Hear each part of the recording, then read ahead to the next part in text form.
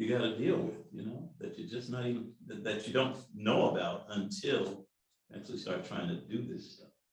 And then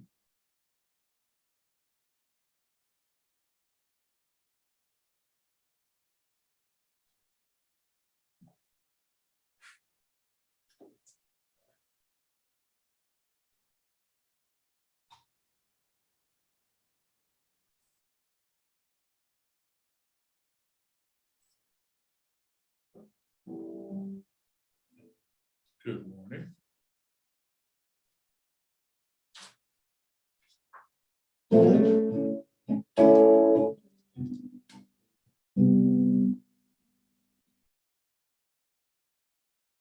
this is how loud it was supposed to be.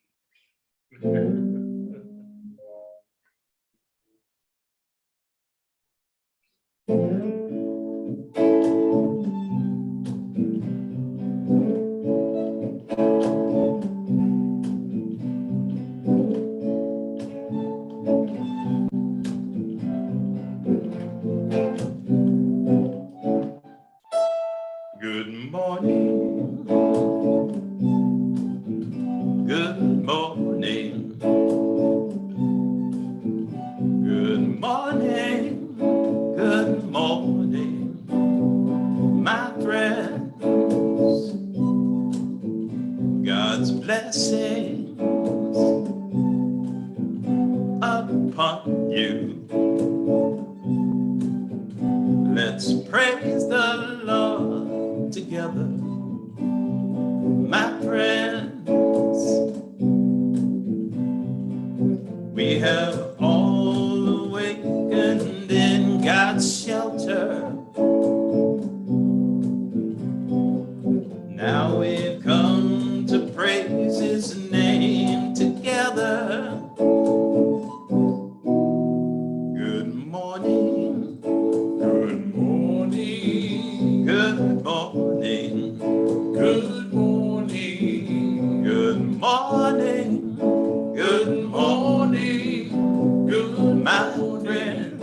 My friend. Sing Hosanna. Hosanna. Hallelujah. Hallelujah. Allow a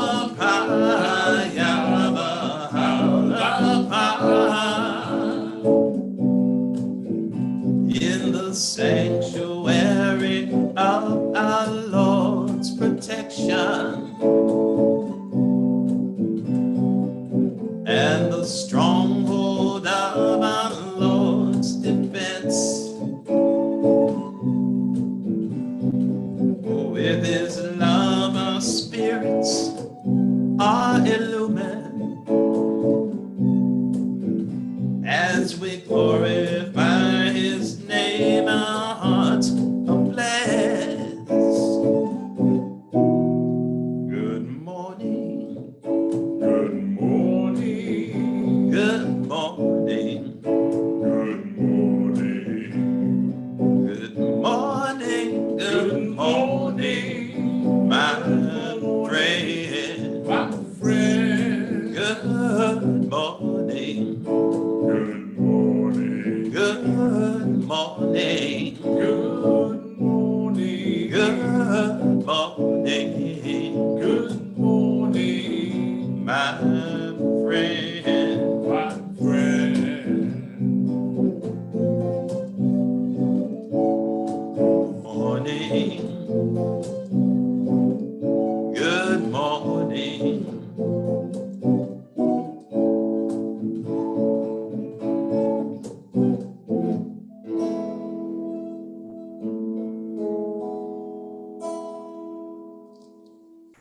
Good morning, everyone. You know I didn't say good morning to you earlier, Daryl? What? Because this is when I say good morning to you. Good morning. Good morning. How you doing, man? I'm okay. How are You you? good? Eh, Yeah, okay. yeah. I'm there. As you can see, Nini's not here, and Nini's not here. But we see that we have some people here in our Zoom stream. We've got Andy. Hey there, Andy. How you doing, man? You good? And Etta, I don't know Etta Errol. I hope I'm saying the name right. But I think this might be this person's first time joining us. I don't know. I think so. Welcome. So welcome, yes. And I see we have Farah here and Janet Harris. Do you remember Janet Harris joining us before? No, I don't. I don't remember it, but we're glad you're here. And we've got good old Adam Bach. Adam's Good morning, Adam Adam. with us. Hey there. Good morning, everyone. And good morning to everyone out there in our Facebook feed. As we are having some ongoing technical issues, I don't even want to call them problems, but challenges that are still, kind of, I don't want to say, I'm saying a lot of things I don't want to say, like plaguing us. They're plaguing us. We're trying to adjust to some new things. It might look like we have a new, let's call it a new set. It looks different. It's not. We just turned around in a different direction. That's all we did. And I don't even know that this is working, but we're going to just go with what we've got and hopefully, things will work out. We'll do the So far, best. so good. So far, so good. Yeah. I'm missing Camby's. I know Farah's here. I hope Camby's will be joining us again soon today. I hope so. And for those of you who what I didn't bring my, oh, no, I didn't. Let's just start real quick with a prayer. I don't know what I was getting ready to say, but let's just go with a prayer. Glory be to thee, O Lord, my God. Make manifest the rivers of thy sovereign might, that the waters of thy unity may flow through the inmost realities of all things, in such wise that the banner of thine unfailing guidance may be raised aloft in the kingdom of thy command, and the stars of thy divine splendor may shine brightly in the heaven of thy majesty. Potent art thou to do what pleaseth thee. Thou verily art the help in peril, the self-subsisting. And this is a prayer by Baha'u'llah.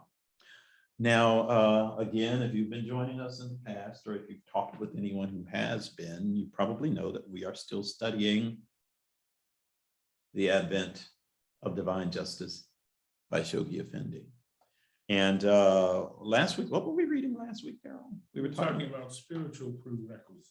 Yeah, and we got into that whole thing about chastity, did we not? Was it? Yeah. And we're going to continue with more of that today. And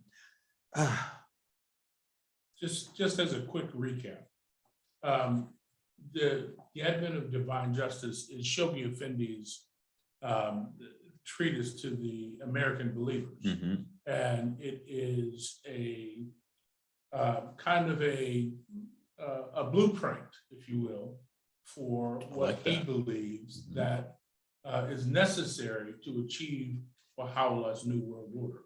And he starts out with just kind of the expectations that Abdul Baha and Baha'u'llah had for what the Americans were capable of. But before he goes on to talk about all of the issues, he says that there are certain prerequisites, and that's where we are now. Just to talk about and the prerequisites are not necessarily all physical. These are what he calls spiritual prerequisites. And he draws on the writings of Abdul Baha and Baha'u'llah to talk about, what's required of us. And that's kind of where we are now. I'm glad you brought all of that up, Daryl, because you gave such a good synopsis. I would have probably taken a half hour to say what you just said in the last minute. I'm just going to say one more thing. This section that we're going to be reading today, we can't, I mean, it's all important, of course, but also these are some of the challenges on a personal level. Yes. On a personal level. Some of these things that Daryl is about to read is like, it's easy to think, well, I can't do that. I'm not good enough. I'm not strong enough to do that. And yet, that's what we're supposed to be trying to do with the help of God, of course. So while you're doing that, go ahead and start reading. I meant to have a glass of water here and I didn't bring one. So you can begin and I'll be right back. By the righteousness of God, writes Baha'u'llah, the world, its vanities and its glories and whatever delights it can offer are all in the sight of God as worthless as nay, even more contemptible than dust and ashes. Would that the hearts of men be, would that the hearts of men could comprehend it. Wash yourselves thoroughly, O people of Baha, from the defilement of the world, and of all that pertaineth unto it. God himself beareth me witness. The things of the earth ill beseem you. Cast them away unto such as may desire them, and fasten your eyes upon this most holy and effulgent vision. And he's talking about Baha'u'llah's vision for this new world order. O ye my loved ones, he thus exhorts his followers, suffer not the hem of my sacred vesture to be smirched and mired with the things of this world, and follow not the promptings of your evil and corrupt desires.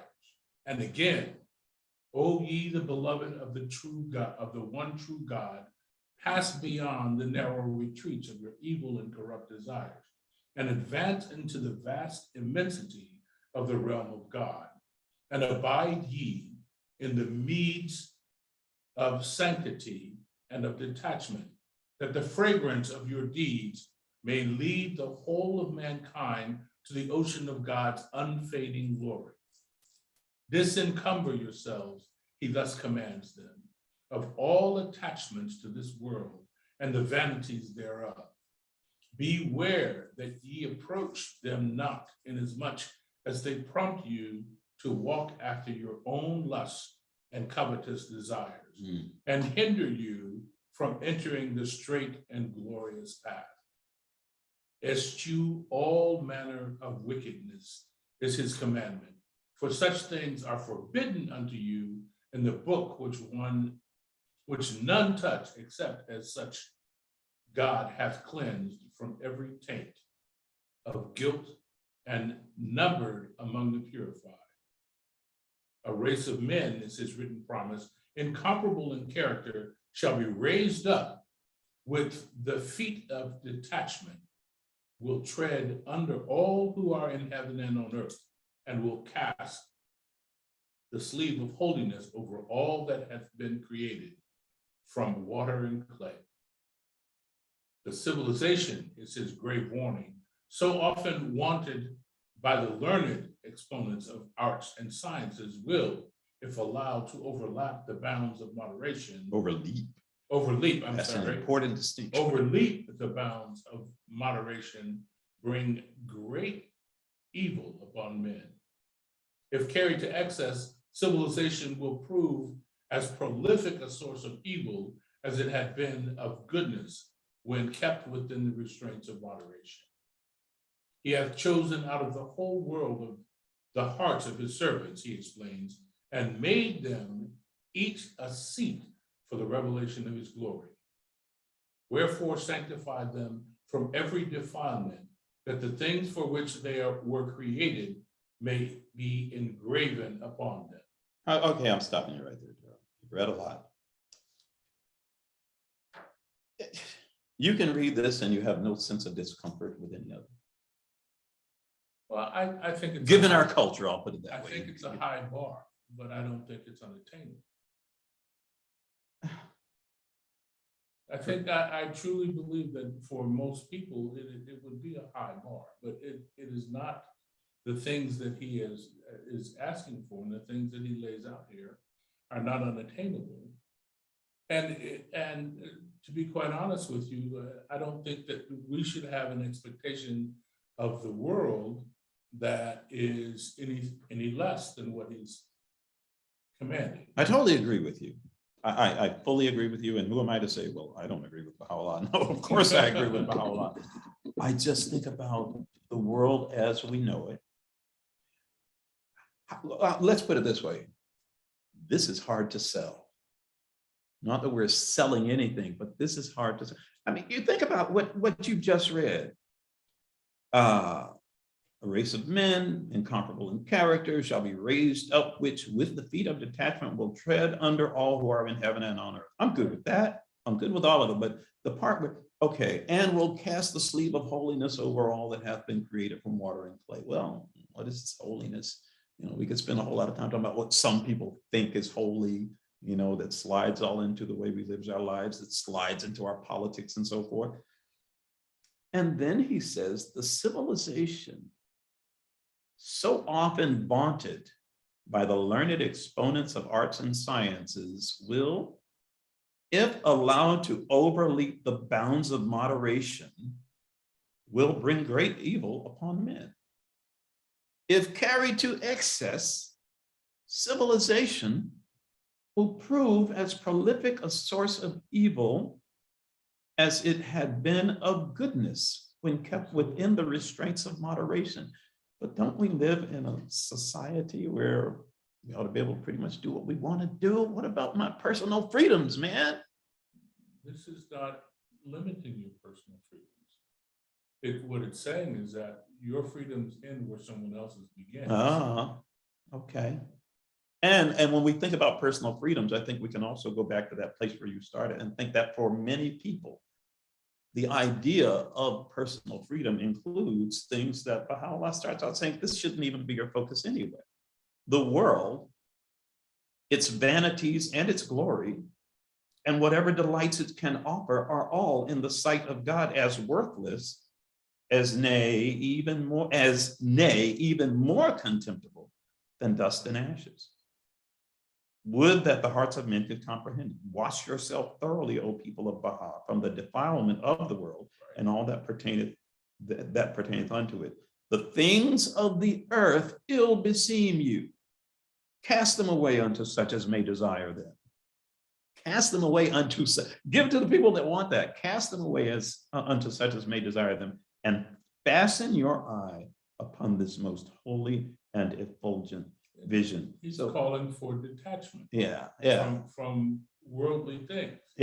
And we all know that in his other writings, he's saying that until you do that, then it's almost impossible to enter the spiritual realm. Exactly. I mean, those things are, and let's face it, they're shiny, they're pretty, right. But all that glitters is not gold. Exactly. And he does talk about moderation. He doesn't say, don't allow yourself to have any of the pleasures of the earth, but he's talking about moderation. The civilization so often vaunted by the learned exponents of arts and sciences will, if allowed to overleap the bounds of moderation, bring great evil upon men. If carried to excess, civilization will prove as powerful a source of evil as it had been of goodness when kept within the restraints of moderation. I just felt like, I know we probably spent too much time on that already, but I just felt like that's a pretty big thing. We need to point that out. I'm shutting up now. Oh, wait, I think this next line needs a little bit of an introduction. Where he says, this indeed is a token of God's bountiful favor. Well, wait a minute, hang on. Well, no, I think, you already read the previous sentence, but okay, so I'm going to give you an introduction after what you've already read. What is it that belongs to God? What is it within ourselves that belongs to God? He proclaims he is not to be numbered with the people of Baha who followeth his mundane desires, or fixeth his heart on things of the earth. But there's another thing I wanted you to read, man. I didn't give you a good enough introduction. You already read it. He hath chosen out of the whole world the hearts of his servants. That's right. Yeah, he hath chosen out of the whole world the hearts of his servants, and made them each a seat for the revelation of his glory. That's why we should be sanctifying our hearts from every defilement, that the things for which they were created may be engraven upon them. Yeah. So yeah, I just felt I'm really shutting up this time. I really am. This indeed is a token of God's bountiful favor. Say he proclaims he is not numbered with the people of Baha who followeth his mundane desires, or fixeth his heart on the things of the earth. He is my true follower, my capitalized here. Mm-hmm. He is my true follower who, if he come to a valley of pure gold, will pass straight through it aloof as a cloud, and will neither turn back nor pause.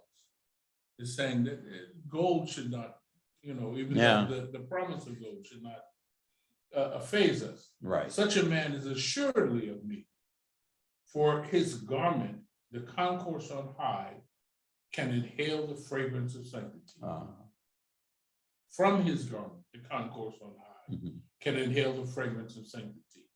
And if he met the fairest and most comely of women, he would not feel his heart seduced by the least shadow of desire for her beauty. Such an one indeed is the creation of spotless chastity. Thus instructeth you the pen of the Ancient of Days, as bidden by your Lord, the Almighty, the All-Bountiful. They that follow their lusts and corrupt inclinations is yet another warning, have erred and dissipated their efforts. This indeed are of the lost. It behooveth the people of Baha, he has also written, to die to the world and all that is therein, to be so detached from all earthly things that the inmates of paradise may inhale from their garment the sweet smelling savor of sanctity. I'm sorry, go ahead. No, I was just, They that have tarnished the fair name of the cause of God by following the things of the flesh, these are in palpable error. Purity and chastity, he particularly admonishes, have been and still are the most great ornaments for the handmaidens of God. God is my witness, the brightness of the light of chastity sheddeth its illumination upon the world of the spirit, and its fragrance is wafted even unto the most exalted paradise. God, he again affirms, hath verily made chastity to be a crown for the heads of his handmaidens. Wow. Great is the blessedness of that handmaiden that hath attained unto this great station. We verily have decreed in our book, as his assurance, a goodly and bountiful reward to whosoever will turn away from wickedness and lead a chaste and godly life. He in truth is the great giver, the all-bountiful.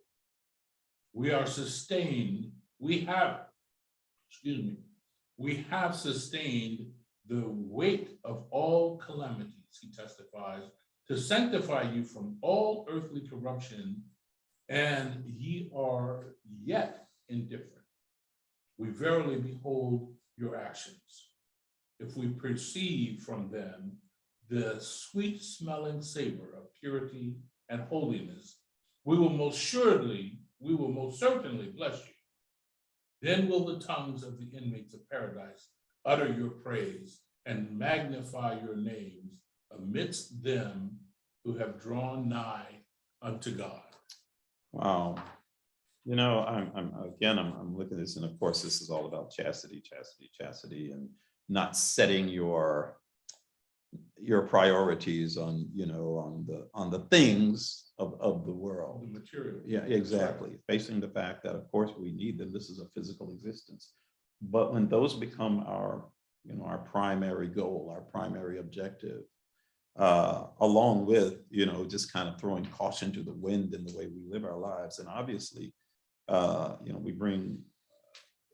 we are not, I would like to say we bring a lot of trouble to ourselves. And I think that's a safe statement to make. But let's face it, there are some people that seem to be living, this wild life and somehow escape any obvious, and I emphasize obvious consequences that we would say, well, the way you live your life, what did you expect to happen? And yet, I think one of those things that we miss is that if you place your priorities on the things of the world, blah, blah, blah, well, then those spiritual gifts, those spiritual rewards, if you will elude you.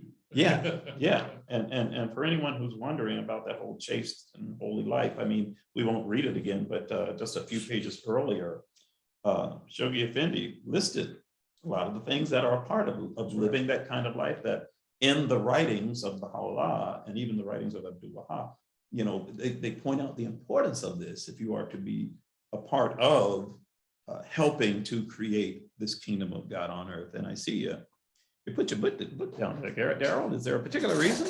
I'm pretty sorry. Okay. Okay. I hope this is not too loud, but I don't know.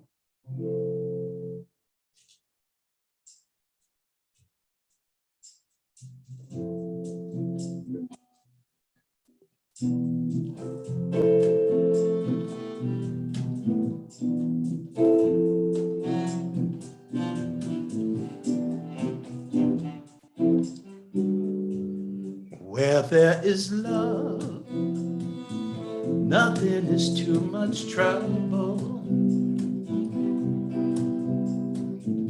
Nothing is too much trouble where there is love. Where there is love, nothing is too much trouble. There is always time. I know your days get busy, your nights can be so long, can make your head get dizzy when things keep going wrong. But there's a heavenly power to always pull you through. That's the power of love sent down for me and you. 'Cause where there is love, nothing is too much trouble. Nothing is too much trouble where there is love. Where there is love, nothing is too much trouble. There is always time. I know your problems pile up so high, makes you just wanna leave, clouding up your crystal blue sky, making it hard to believe. That's when it's time to remember that love is waiting for you. Hold on until the darkness is gone and love comes shining through. 'Cause where there is love, nothing is too much trouble. Nothing is too much trouble where there is love. Where there is love, nothing is too much trouble. There is always time.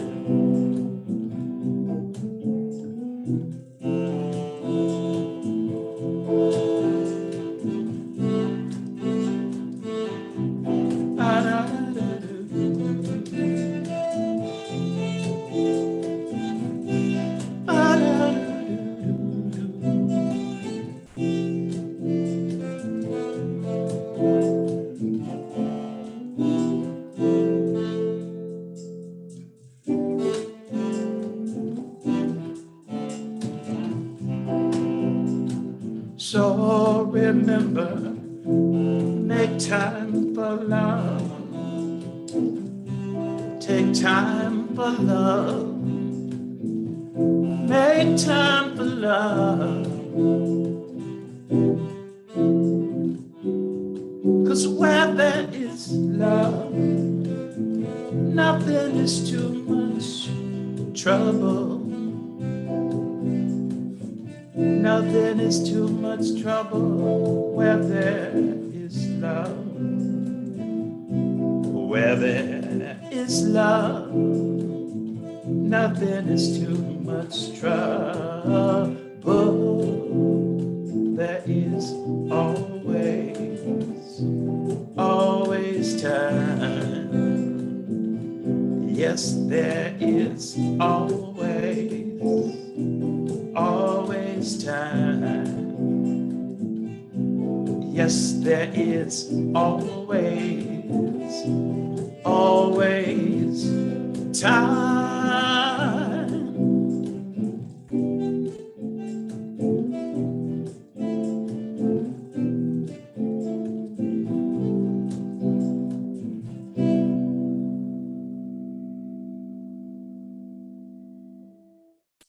Always enough time for some love, right?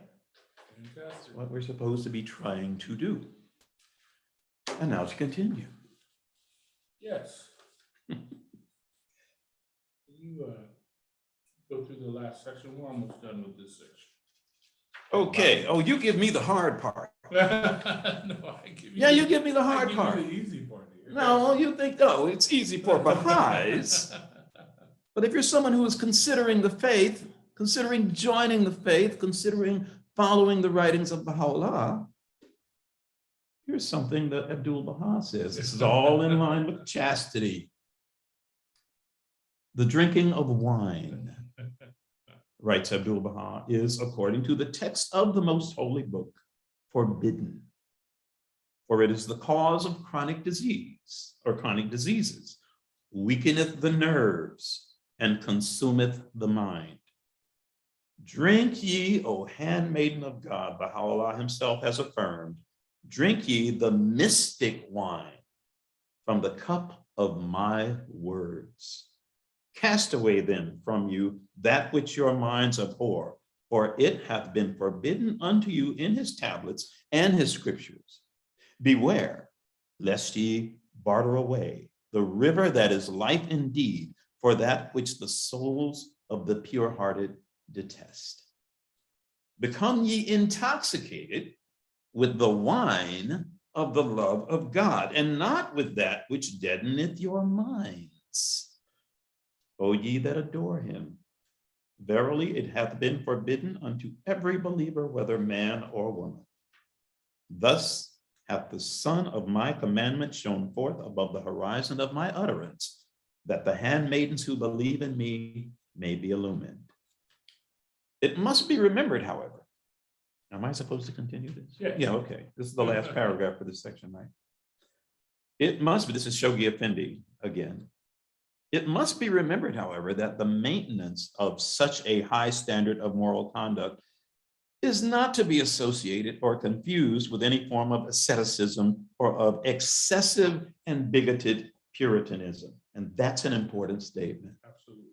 That's a very important statement. I'm going to read that again. It must be remembered, however, that the maintenance of such a high standard of moral conduct is not to be associated or confused with any form of asceticism or of excessive and bigoted Puritanism. The standard inculcated by Baha'u'llah seeks under no uncertain circumstances to deny anyone the legitimate right and privilege. I think I read that wrong. But I think my emphasis was wrong. Okay. Okay, because it sounds, I think, opposite of what it's saying. The standard inculcated by Baha'u'llah seeks under no circumstances to deny anyone the legitimate right and privilege to derive the fullest advantage and benefit from the manifold joys, beauties, and pleasures with which the world has been so plentifully enriched by an all-loving creator. In other words, it's not like you can't have a good time living this life. Exactly. Should a man, Baha'u'llah himself reassures us, should a man wish to adorn himself with the ornaments of the earth, to wear its apparels, or partake of the benefits it can bestow, no harm can befall him if he alloweth nothing whatever to intervene between him and God. For God hath ordained every good thing, whether created in the heaven or in the earth, for such of his servants as truly believe in him. Eat ye, O people, of the good things which God hath allowed you, and deprive not yourselves from his wondrous bounties. Render thanks and praise unto him, and be of them that are truly thankful. So if you're thinking that, I don't know, I don't know, have you seen any, do you know any Baha'is that kind of go around with their head down? I mean, other than me, with their head down and sad all the time and showing the world how pious we are and, you know, how we're living a miserable life for the sake of our belief in God. Do you know any of those people? Actually, no. Okay, because we're not supposed to be doing that Actually, anyway. no. Most of the Baha'is that I know are joyful beings. Yeah, And that's- yeah. I mean, and we even and had, I think it is a direct result of I know that for me, it is kind of a direct result of my having become a Baha'i, because a whole different world opened up to me. you know, you made me think of Once something. I became. Yeah. Okay. I mean, I'm sure that for those of you in Facebook land that actually, you know, kind of look at Facebook and see some of the memes on Facebook, there's one, I think this is actually a TikTok video or something like that, where this person has a dog and the camera's on the dog. And this person, they don't show the person, they just show their hands. And they have two upside down cups.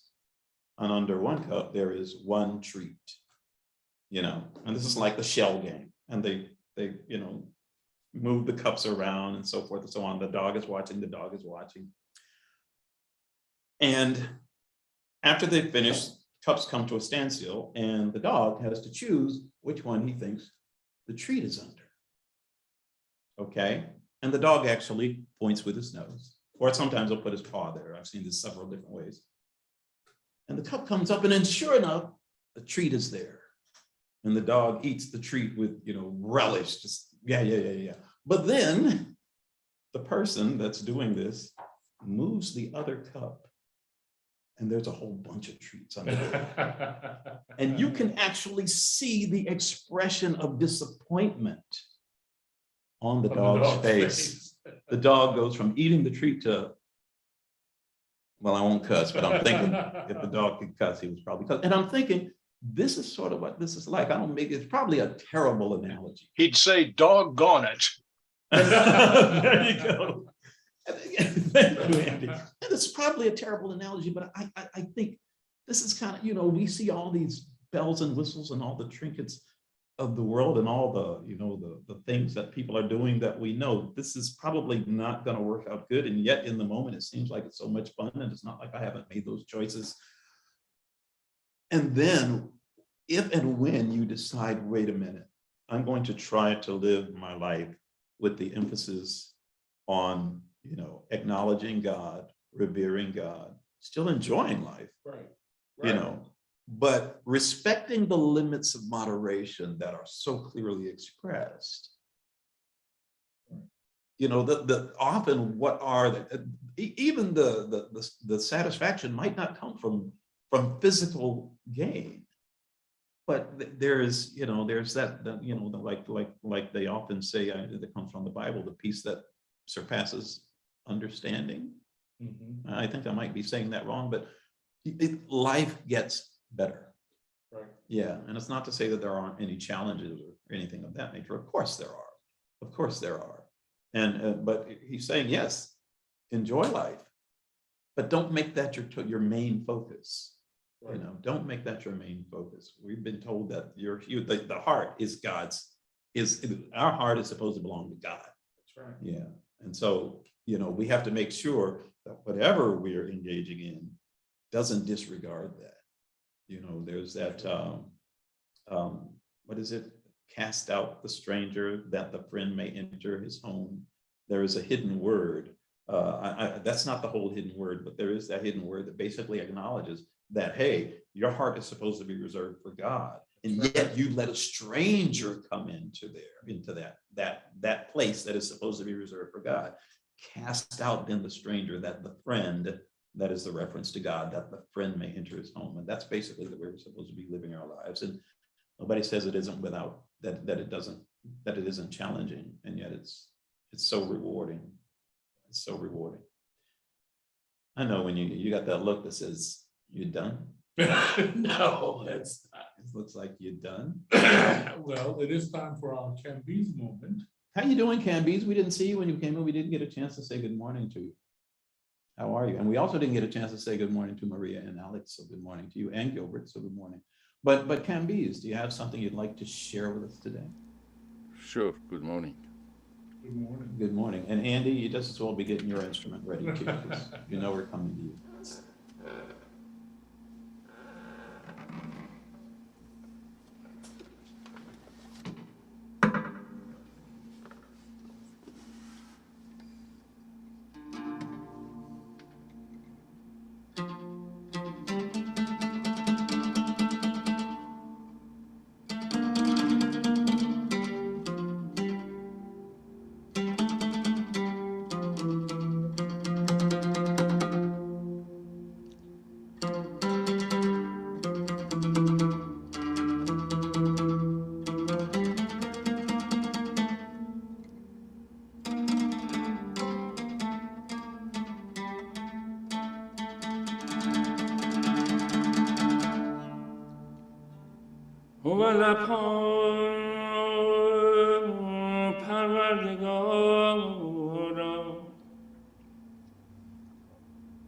این مرغ شکسته پروار را بال و پر عطا فرما و این بنده ناتوان را قدرت و توانایی بخش.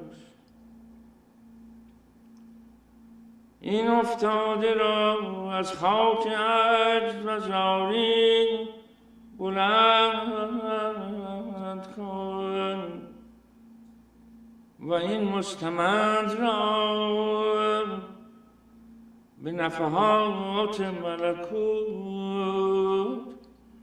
ارجمند نما.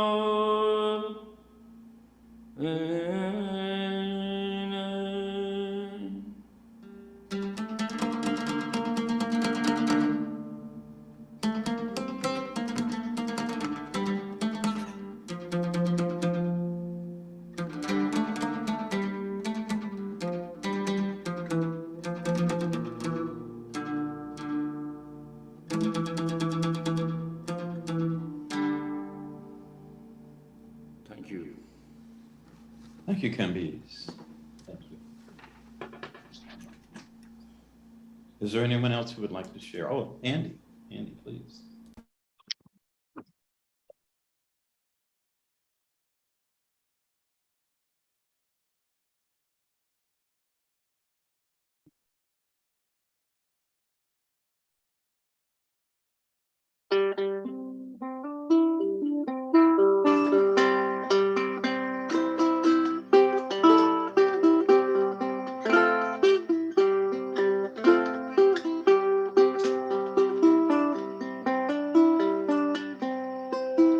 Is there any remover of difficulties? Save God.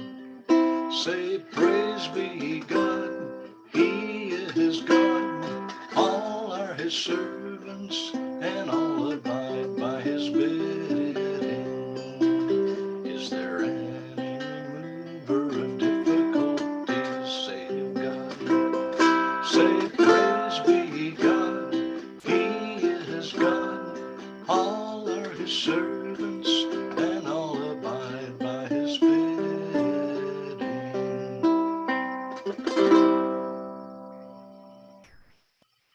Thank you, Andy. Thank you. Is there anyone else who would like to share?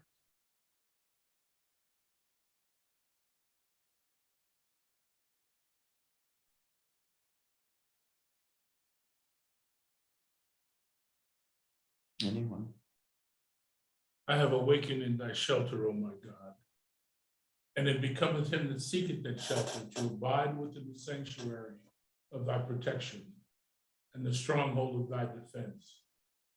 Illumine my inner being, O my Lord, with the splendors of the dayspring of thy revelation, even as thou didst illumine my outer being with the morning light of thy favor. And thank you, Daryl. Is there anyone else who would like to share? I saw Farrah's name pop up. That's what I thought.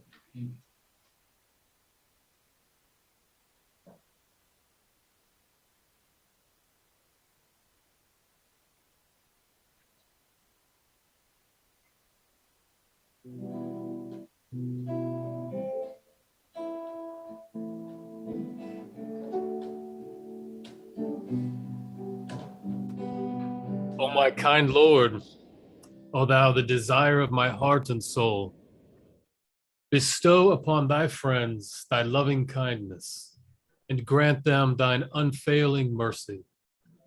Be thou a solace to thine ardent lovers, and a friend, a comforter, and a loving companion to them who yearn for thee. Their hearts are ablaze with the fire of thy love, and their souls are consumed with the flame of devotion to thee. They long one and all to hasten unto the altar of love, that they may willingly lay down their lives. O divine providence, grant them thy favor, guide them aright, graciously aid them to achieve spiritual victory, and confer upon them heavenly bestowals. O Lord, assist them by thy munificence and grace, and make their radiant faces lamps of guidance in assemblies devoted to the knowledge of thee, and signs of heavenly bounty in gatherings where thy verses are expounded. Thou art verily the merciful, the all-bountiful, the one whose help is implored by all men. Thank you, Alex. Thank you.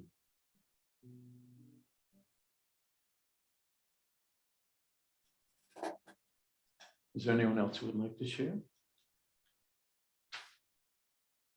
Well then, friends, that's right, I forgot. Now we're supposed to be finishing by 10:55, and Yes. I'm still thinking 11 o'clock. But friends, we always like to remind you, first of all, we'd always like to thank everyone who chooses to join us at this particular time. If you're getting something of value out of our efforts here, well then that's extremely rewarding. And if you're someone who is in the face, who comes to us and sees this, whether in real time or even afterwards in Facebook, feel free to leave us a little bit of a message or feedback if you'd like to know more about the faith. And as always, we like to point out that this is a joint effort from multiple communities, but we come to you primarily through the Clearwater Baha'is website. And if anyone would like to get more information regarding the faith, where can they go for that, Darryl? You can always go to the web and go to www.baha'i.us, or you can go to www.baha'iteachings.org or www.baha'i.org. And if you happen to be in the Tampa Bay area and would like more information, you can go to the Clearwater website, which is www.clearwaterbaha'is.org. Mm-hmm. Yes, and I don't know, there was something else I was about to say. I'm having a senior moment right now, but that's okay. I'll say what I say every week to our friends out there in Zoom land and in Facebook land, and that is, if you do nothing else for over the next week, month, year, whatever, the thing that you can do that will benefit not just you the most, but your world and the world around you, and that is share the love. Thank you again for joining us. We really appreciate your just coming and showing up every week. It gives us a great amount of pleasure to do this, and we hope that you take pleasure in it as well. And one more thing real quick. We need to point out that recently the way you get into the Clearwater website has changed. I don't know that's going to be changing again, but we're considering the possibility of that. So if you find out that there has been a change and you like to come through Zoom, that's just mainly for those people who like to come through Zoom. There may be a change. Don't let it frustrate you. If you prefer Zoom instead of, just logging on through Facebook and seeing the live stream through Facebook, well then, again, it may be changing. I'm not saying it will be, but there's a possibility. So hopefully we'll be seeing you again in the near future.